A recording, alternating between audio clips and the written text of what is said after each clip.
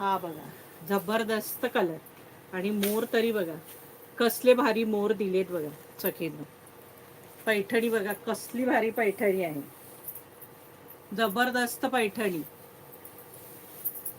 राणी colour, एक number Paithani आहे ही बघा, मस्त पैकी राणी कलर. हा पल्लू आहे, ही बघा